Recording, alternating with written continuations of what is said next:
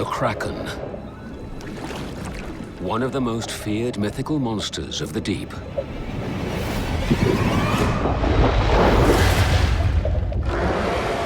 Way before Jaws, the Kraken was the sea creature which gave people nightmares.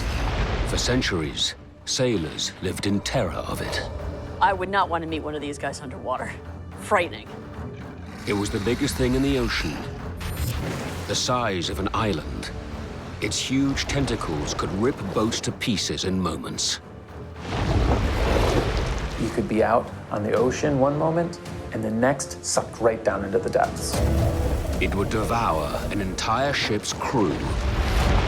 You would not survive an encounter with the Kraken. But is this just a legend? Or could some kind of monster really be lurking beneath the surface? Seafarers had a reason to be scared of these waters. Now, investigators use the latest science and archaeology to discover the reality behind the myth. Exploring the hidden depths and uncovering fresh evidence. This is new to science, this is new to mankind. Will reveal the truth about this nightmare monster of the deep. Behold the Kraken.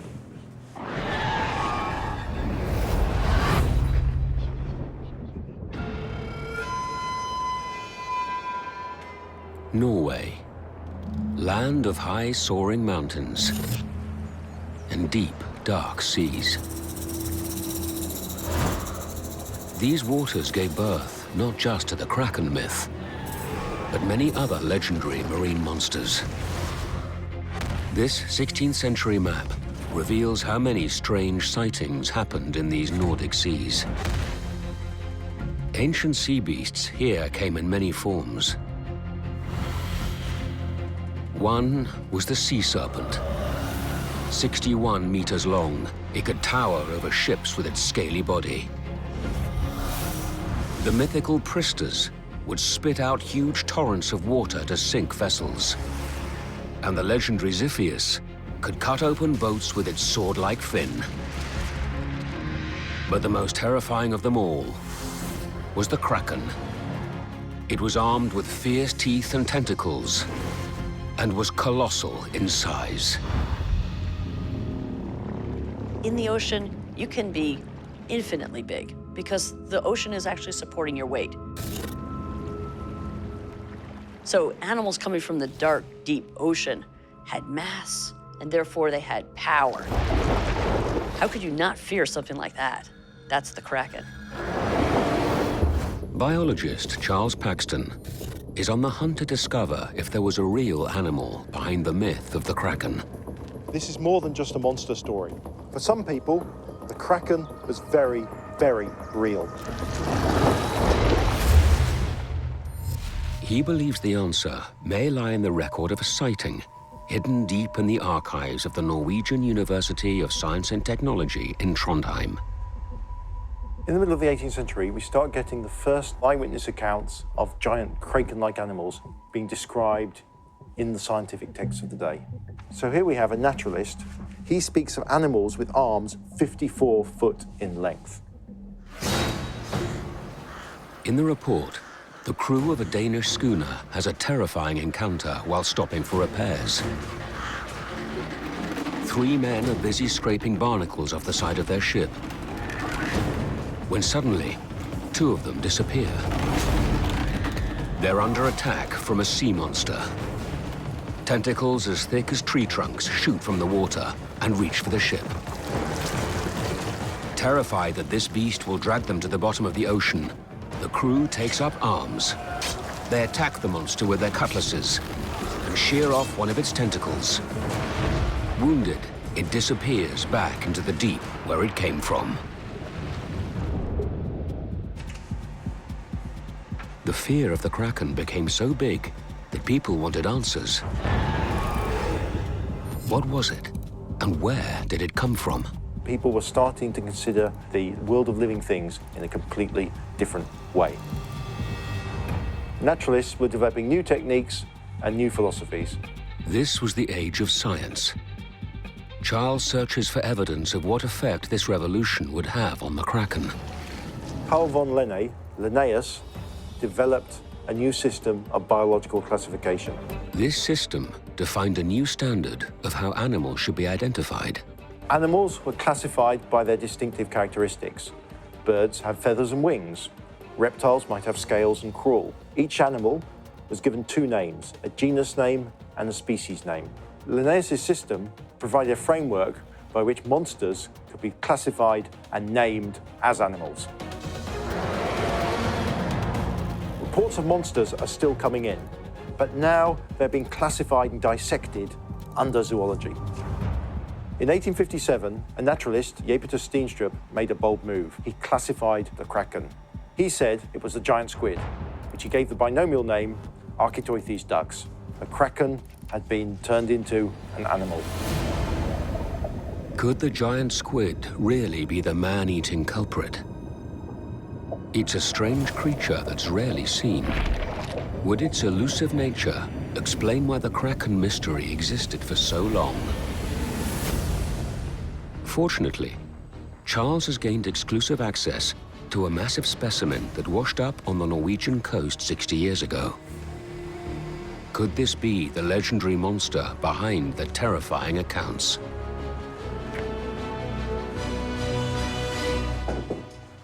Behold the Kraken.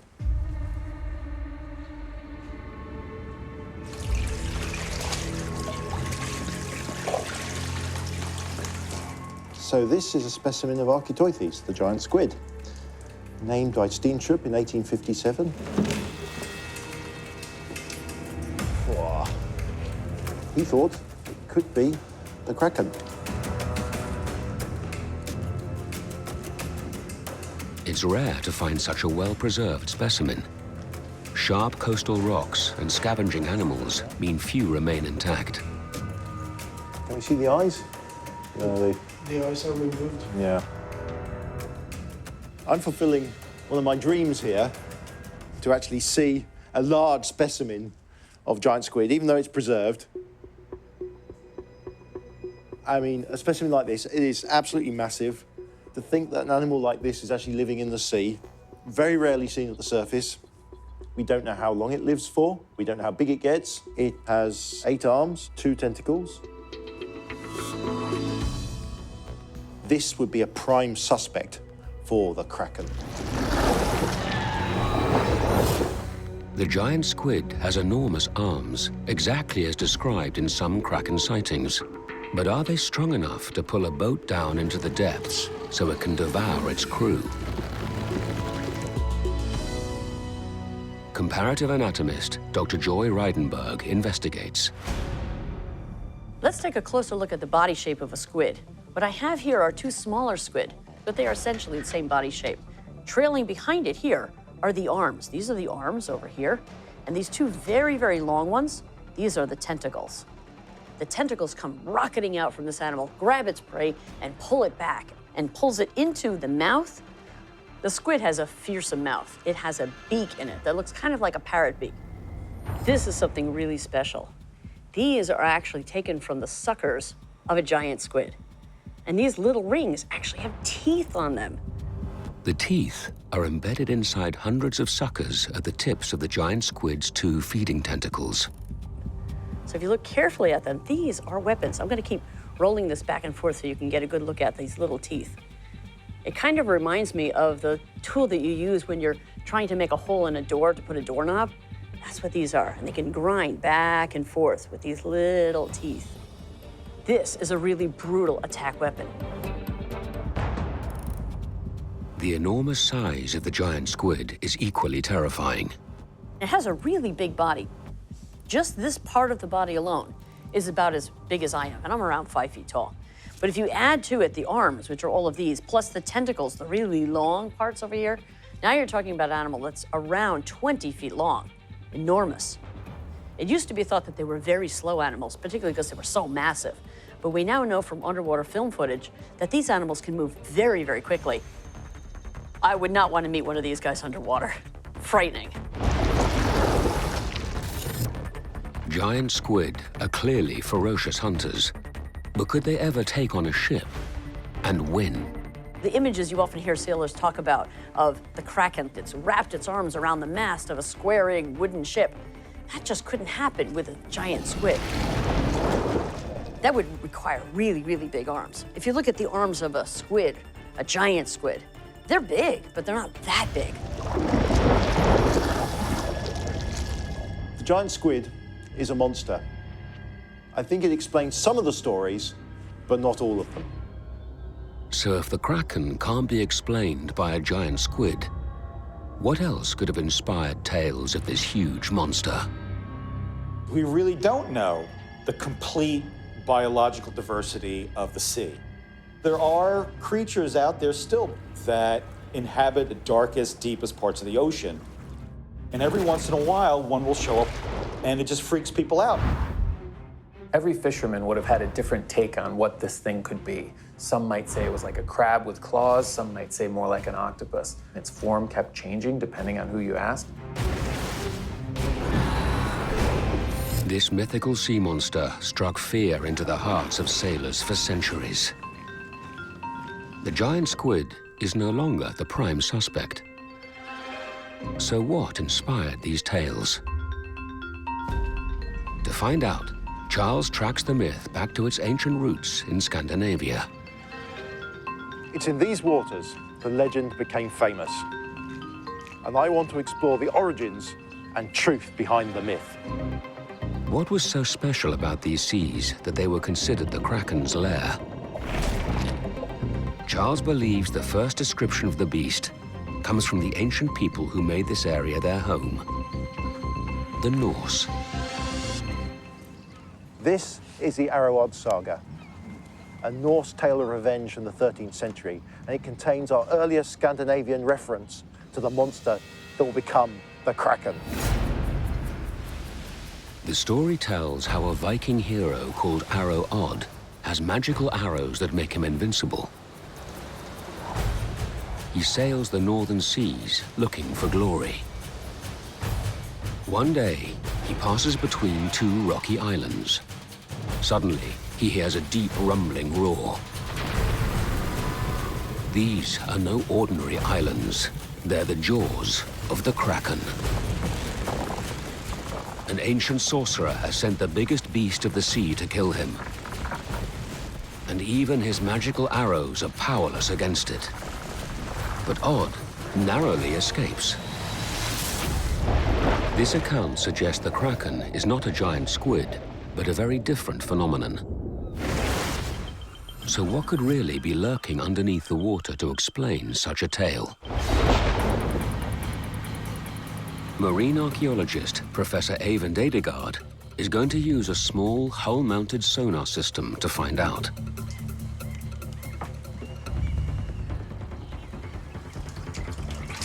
Seabed is usually inaccessible for us humans. So as a result, 99% of the seabed is still unexplored.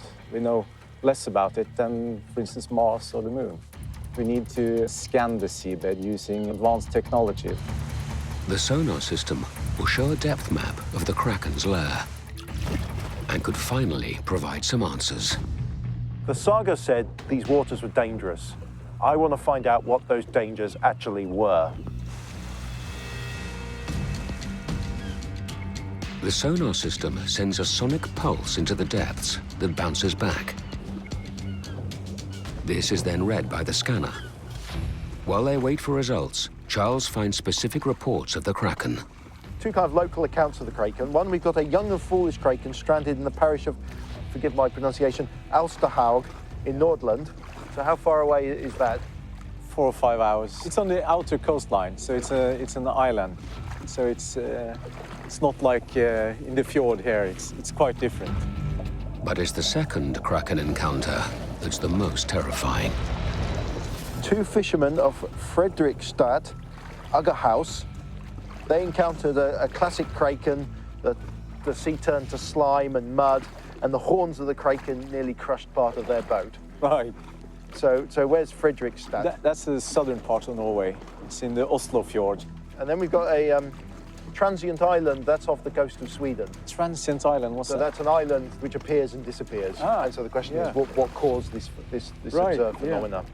The scanner begins to receive revealing information. Thank you. What we can see here is the soundings. It's a live view. As you can see, it changes as the boat moves. So you can see the depths are in the deeper areas, about 100 meters, and goes all the way up to 8 meters in the same scan. Wow. The scan data reveals that there are dangerous shallows here. The seabed dramatically changes depth over a very short distance. The extreme soaring Norwegian peaks and troughs above the waterline continue far down into the waters, making them a death trap. Could this be behind the Kraken myth? So a little fishing vessel with a sail could very rapidly move between deep water and shallow water. Yeah, absolutely. At low tide and at the bottom of a wave, you could probably hit the seabed if you were exactly where we are now. So it could be potentially fatal. So it's very calm right now. Yeah. I presume off the coast of Norway, it's not always this calm. It's not always like this, no. It can be pretty rough when the weather sets in. Yeah. And dangerous? Absolutely, very dangerous. But crossing these waters is made an even more perilous journey because of the hidden dangers lurking on the undulating seabed. With a bottom that goes up and down with submerged rocks. And It's very uneven, and so it's not a pleasant place to be in a boat if it really blows up into a storm. This dangerous marine landscape was created during the Ice Age. 1 million years ago, a vast ice sheet covered Norway. Huge glaciers bulldozed through the landscape, pushing gigantic piles of rocks towards the coast and dropping them into the ocean. When the glaciers retreated, they left behind an unpredictable and dangerous seabed all along the coast. Around 50% of all wooden ships ever built ended up as shipwrecks. wow, that's Yeah. an incredibly high figure. I've seen this coastline can be a dangerous place, a place of shifting depths and of jagged rocks. Seafarers had a reason to be scared of these waters. Without modern technology, the Norse couldn't see the submerged rocks that were sinking their ships. So fear of an island-shaped kraken took hold. Some believe an ancient text published around 1250 could be interpreted as a warning about the deadly kraken.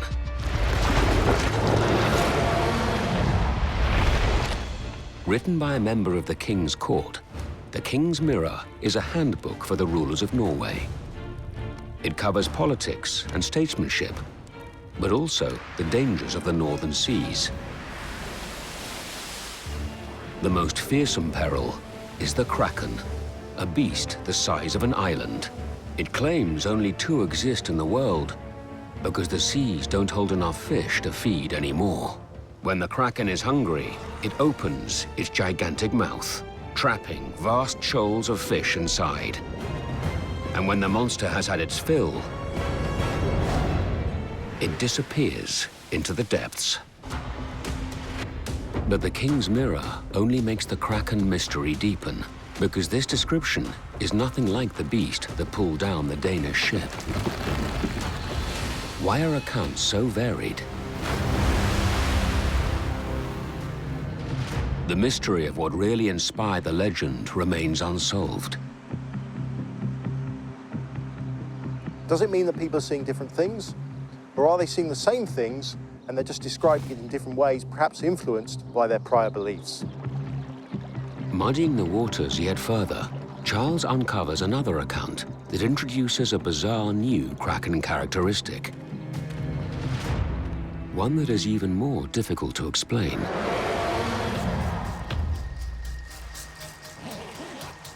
Erik Pontoppidan was the Danish Bishop of Bergen in the middle of the 18th century, and he was also a naturalist. His Natural History of Norway was written in 1752, and in it he has one of the earliest comprehensive accounts of the animal we know today as the Kraken. Pontoppidan's sources were Norwegian fishermen who passed Kraken tales from generation to generation. Pontoppidan tells how some ancient mariners actively seek the Kraken out to catch more fish. Fish are attracted to the beast because of the pungent waste it spews out. They find it so irresistible that huge shoals gather to feed. But when the beast has eaten enough, it dives down into the depths. As it is so big, it displaces huge amounts of water, creating suction so powerful it can pull whole vessels down to a watery grave. So fishermen seeking an abundance of fish may actually look for and pursue the Kraken. The Kraken isn't solely an animal of terror. It is actually something that can be potentially used as a tool in order to find fish. But what was really going on in these waters? What was this huge Kraken belch that people were seeing? Charles investigates. Helping him is historian Sturla Leth Olsen. He's an expert in the techniques used by early Nordic mariners. They will use a boat similar in design to the ones used in Kraken times. Sturla hopes taking Charles fishing like the early Nordic sailors did will enable them to search for this mythical monster through their eyes. The coast is slowly disappearing into the distance. That fills me with some anxiety. If I was actively trying to cast a net out, bring a net in, especially a heavy net laden with fish, this would be a very stressful and scary experience. Stella, your grandparents, when they were fishing, how did they feel about the safety aspects of their job? They didn't have such life vests as we have. In fact, a lot of them couldn't swim at all. If they fell overboard, they just jumped. So they just had a fatalistic position on. It's better to have a fast drowning instead of being in a painful condition and freeze to death. There were many reports of tragedies at sea when boats like this capsized in turbulent water. Every family has members who have lost their lives at sea. So that's what's part of life here. To fish on the Kraken. Just at the risk of being eaten. To find the fish, sailors first had to find the Kraken. They did this by sailing into deep waters, but looking for an area of shallows within it. When the depths got very, very shallow, then you knew that the Kraken was arising from the depths. How would traditional fishermen have gauged depth, Stella? Yes, then you let the line go down here with a weight on its end. Charles drops the line with a bell-shaped lump, called a sounding weight. Okay, so I'll test the depth here. There we go. Okay, that's it, Yeah, we've hit it, we've hit it, yeah. It's not very deep here. Nordic sailors would have identified this as Kraken territory. Large numbers of fish naturally congregate in shallow waters in the morning and evening to hunt for prey. But what could explain the monster's foul belch and the cloud of semi-digested food that was said to attract even more fish? So Stella, the fishy belch of the Kraken, does that remind you of anything you see at sea today? Perhaps it reminds me of the plankton bloom. Phytoplankton are microscopic plant-like organisms that flourish in the sunlight of the summer months. Tiny shrimp-like creatures feed on the plankton. Small fish then feed on them, and bigger fish on the small ones. Plankton bloom can form huge patches in the ocean and attract an incredible amount of sea life. Satellite images show just how impressive this phenomenon can be.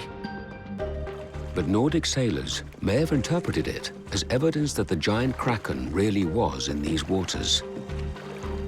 The beast could easily kill them, but it was also the key to their livelihood. Ancient people had a fraught relationship with the sea. On the one hand, it provided livelihood, used the sea to trade, to go to war, to get more goods. You got food from the sea. On the other hand, you could die doing those very things. Even today, the fishing industry is one of the most dangerous industries in the world. In the days when you're in little boats like this one, it would be very, very dangerous indeed. So having experienced this, I can well understand why there were so many accidents and why there were so many tragedies, and why you needed a folklore to try and explain that. But if rocks and plankton were really to blame, why did sightings become far more detailed and even more conflicting? And if the Kraken was believed to live in Nordic waters, why did sightings increase when ships traveled far beyond its territory? The reports are not always consistent. The Kraken wouldn't always be described in the same way, but it always represent the same threat. Charles finds that no one natural phenomenon can explain the many conflicting reports. And this case becomes even more intriguing as more recent Kraken accounts come to light. These new precise reports are not just coming from the Norwegian coast, but from all over the world. Here we have an account recorded by the Apostle of Greenland, Hans Egede, in 1734. They are no longer vague hearsays, but precise eyewitness testimony. 6th of July, 1734. A Norwegian explorer and his crew are sailing off the west coast of Greenland when suddenly a terrible creature rises from the sea. It shoots out of the ocean, 15 meters high, to the top of the ship's mast. Here it spits out torrents of water before plunging back into the watery depths. As the terrified sailors check to see if the coast is clear, they spot a giant shape still sticking out of the water. The interesting thing about the Kraken is that at a certain point, roughly around the 18th century, people that were sailing around started to make notes in their logs saying that I saw a Kraken on this specific date and it looked like this. As maritime technology improved, vast unexplored areas of ocean could be navigated for the first time. Hello. Nice to meet you. Welcome. So this is the ship I want to show you. Okay, great. Craftsman Geir Madsen is restoring a large ship similar to the ones used by Nordic fishermen in the 19th century. So a vessel like this could range a lot further than previous vessels I've seen. How long could it spend at sea without having to go back to port? They could stay for weeks, maybe for months if it was necessary. It's built very strong, and you have a deck, so it will not be filled by water if it's big waves. And it has 2 masts with big sails. They could follow the wind for a long time, so they could travel very long voyages. It's a lot of possibilities that small boat doesn't have. What sailors on long voyages soon reported was that the Kraken wasn't a Nordic beast at all. It seemed to be a terrifying worldwide phenomenon. One captain tells of seeing a creature 3 times bigger than a whale off the coast of Ireland. It has scaly skin, just like an alligator.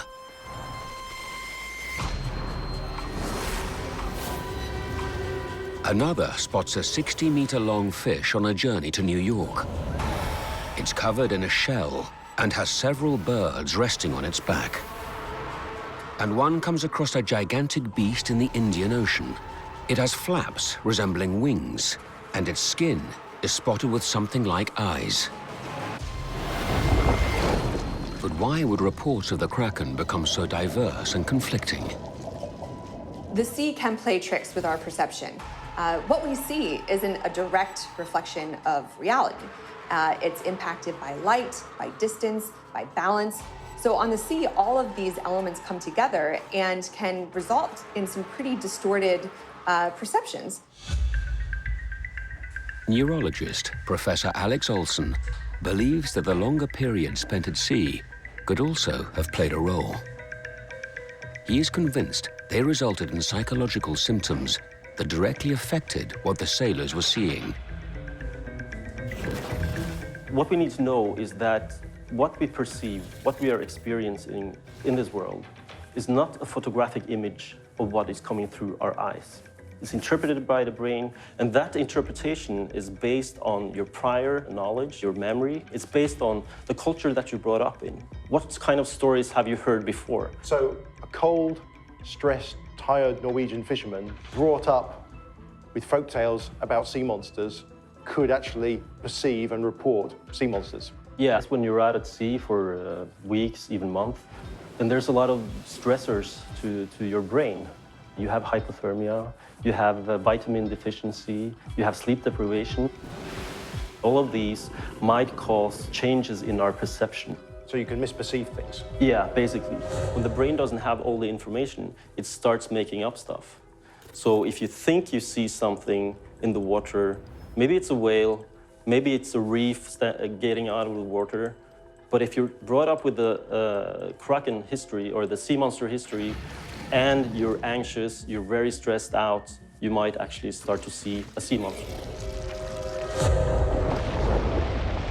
The evidence suggests that the Kraken can never be explained by physical phenomena alone, because the human mind played a key role in its birth.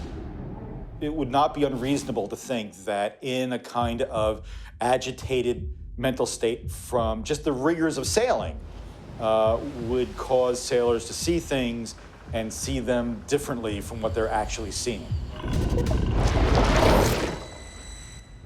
But if reports of the Kraken became increasingly contradictory, why didn't the belief in this beast simply die off? Did sailors believe this beast could change form? And where did such an idea first come from?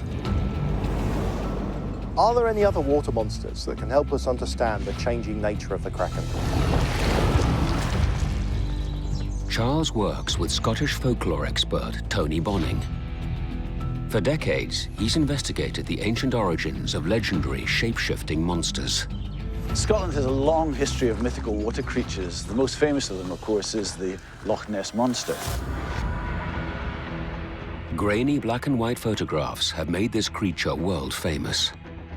The global phenomenon that is the Loch Ness Monster started in 1933, but there's evidence here to show that the stories go back more than 1,000 years. Can tracing Nessie's origins lead to the mythical shape-shifting beasts that were thought to inhabit Scottish lochs? And what will they reveal about why people thought the Kraken could change form?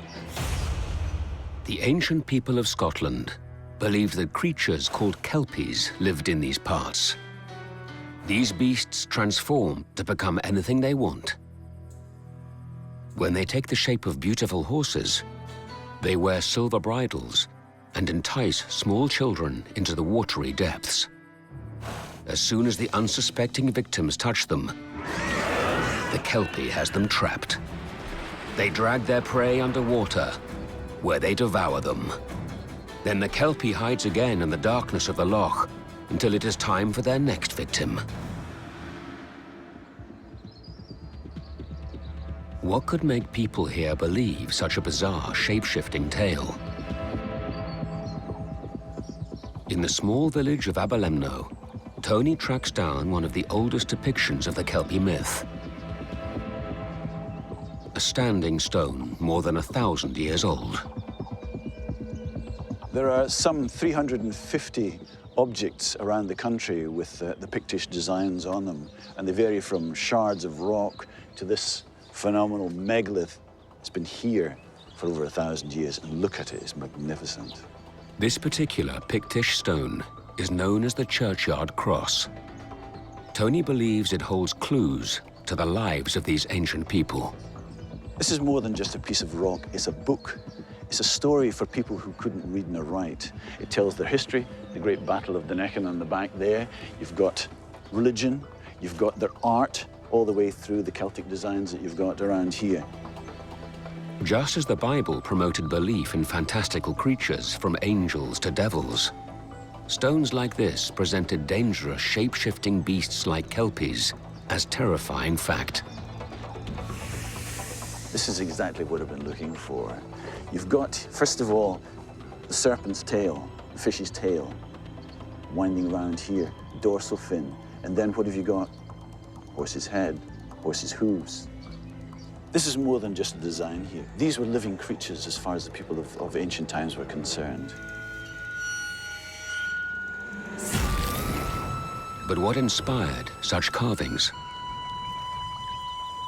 Tony heads 96 kilometers west of Aberlemno to a typical loch to find answers. It was said that every single river, lochen, loch, had its own particular kelpie. The kelpie was a shapeshifter. The kelpie will always change to suit the situation and its prey. Thousands of years ago, homes like this one were built out over the loch for the leaders of the village. They were a focal point for the settlements, and their positions above the water was of great symbolic importance. Water was definitely a great part of people's lives. It's not just for drinking. For them, it's a living spiritual being. Where does water come from? It comes from the sky, it comes from the heavens, literally the heavens. It's the gift of the gods to humankind. And you living on the water is you connected entirely to the deepest aspect of your spirituality. This building here tells me that the people of the time venerated the water, but the tales of the kelpie tell me also that they had something to fear. Tony believes that the myth of the kelpie began not to warn of a deadly creature beneath the surface, but to warn of the dangerous waters themselves. The kelpie was a coded message.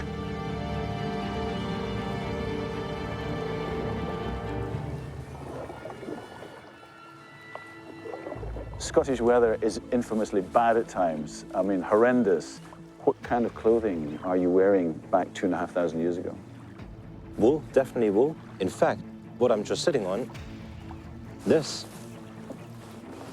woolen cloth, that would be certainly something worn at the time. All right, wow. People were wearing this, you were in a rocky boat, bad conditions. Next thing, the boat's capsized, and this is in the water. And you're wearing it, dragged down by the very garments. Now try and pull that out of the water, and that is heavy. Tony believes the kelpie was created as a warning to ensure fewer people lost their lives here.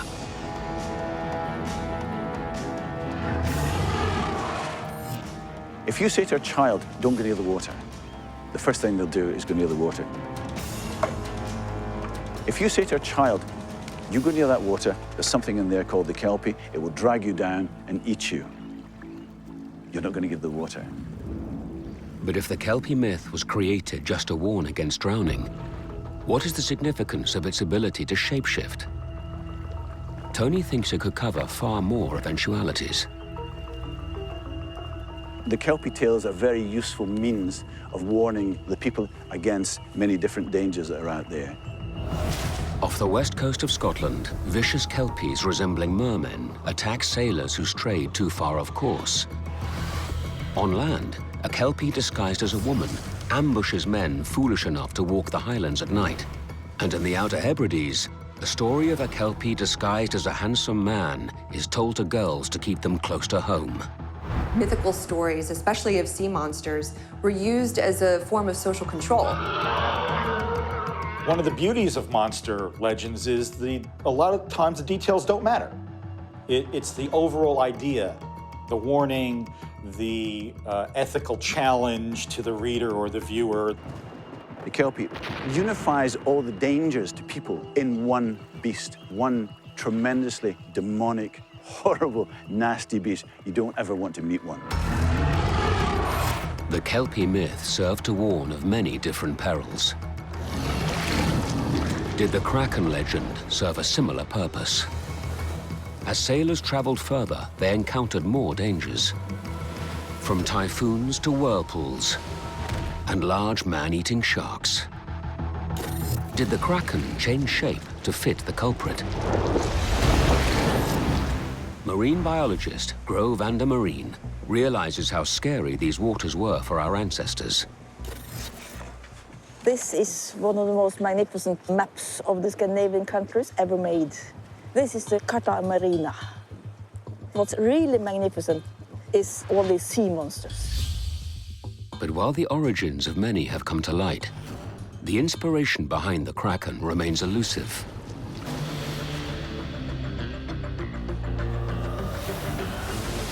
The deadly sea serpent may have been based on the rare oarfish, a strange creature that grows nearly 9 meters long and with a striking red crest. The mythical pristas could shoot powerful torrents of water. Was this based on spouting sperm whales? And the legendary Xiphias, with its deadly sword-like fin, may have been inspired by the orca and its triangular dorsal fin up to 2 meters tall.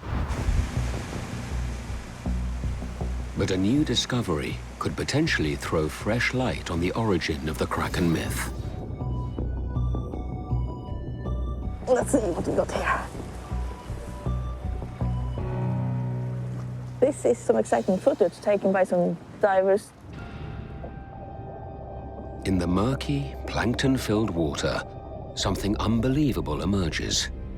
3-foot-wide gelatinous spheres. Just on top of this kelp forest, the divers came upon some big jelly balls. We expect it to be some kind of squid egg, but I never seen anything like it. As long as we don't know what it is, we keep calling them Kraken egg.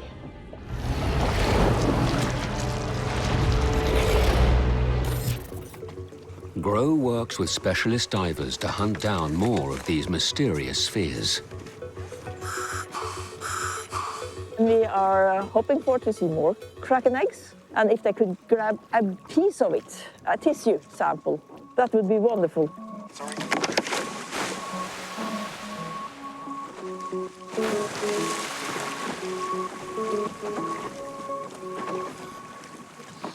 The team is in position. They enter the water at a spot known to be particularly rich in life. They descend. And the lair of the Kraken is revealed.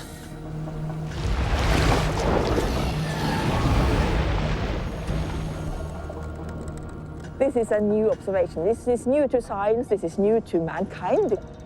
Gro suspects the jelly balls may be related to the squid family, but further investigation will be required before it can be officially identified. It is possible that the Kraken eggs were seen 500 years ago, and they would probably be connected as eggs to some of these wondrous sea monsters they believed in. The uncertainty, the unknowing of the sea is really what lends itself to creating these mythical beasts and creatures. A ship goes down and you never know what happened. In the sea, there are no answers. There is no closure. Considering that 90% of the oceans are still unexplored, it makes sense that stories like the Kraken will endure with us for a very long time. In many ways, the myth of the Kraken reflects the human relationship to the sea. It is a place of mystery, danger, and ultimately reward. Above all, the Kraken is about the unknown and reflects our lack of knowledge of the sea.